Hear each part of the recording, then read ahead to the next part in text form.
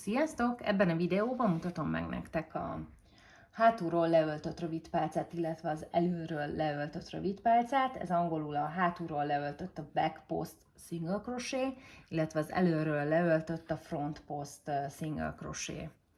Én ezt egy kör alapon fogom nektek megmutatni. Most horgoltam párat egy másmilyen színűvel, hogy jobban látszódjon.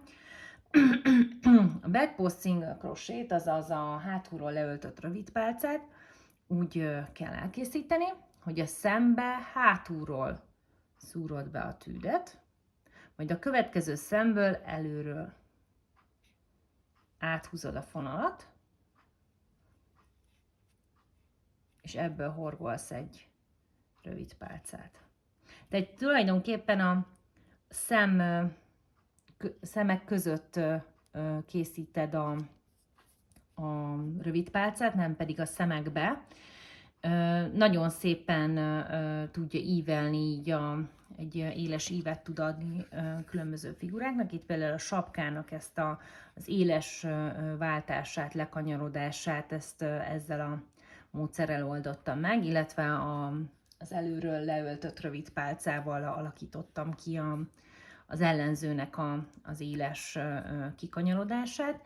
Nagyon szépen lehet a figurákban ezt a módszert alkalmazni. Tehát még egyszer megmutatom. Ahonnan húztad a fonalat, oda kell most beszúrni. Hátulról. Következő szembe előről. És áthúzod a két szem között tulajdonképpen a fonalat, és lehorgolod a rövidpálcát. Még egyet. Hátulról, előről. Ha ráérez az ember, akkor már simán megy.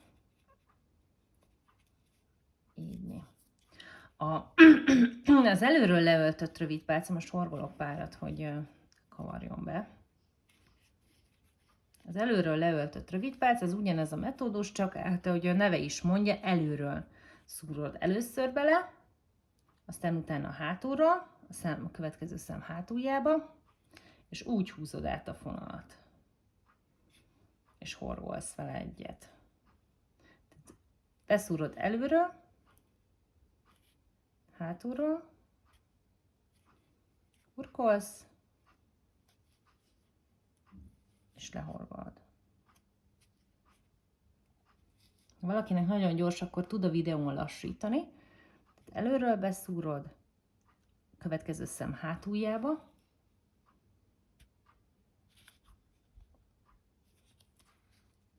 áthúzod a fonalat, és horgolsz egy rövid pálcát. Ennek az egyik módozatát használtam a sisak elkészítésénél, hogy ezt a szép szegélyt, mint hogyha varva lenne, meg tudjam hagyni. Ezért azt úgy csináltam, hogy ugyanúgy ezt a front post single crochet, az előről leöltött rövid pálcát használtam, viszont csak a hátsó szálakat használtam hozzá.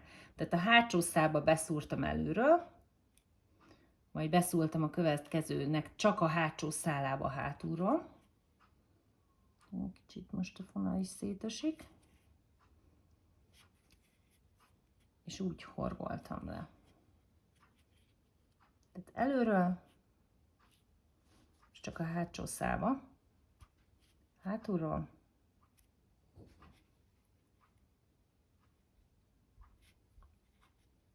és lehorgolod, de még egyet előről,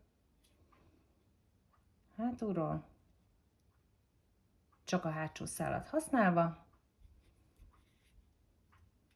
és így, ahogy látjátok, ott maradtak az első szálak, amik mondjuk az én sapkámnál egy szép varázsdíszítésként tudnak funkcionálni, viszont más figuránál lehet, hogy másképp tud működni.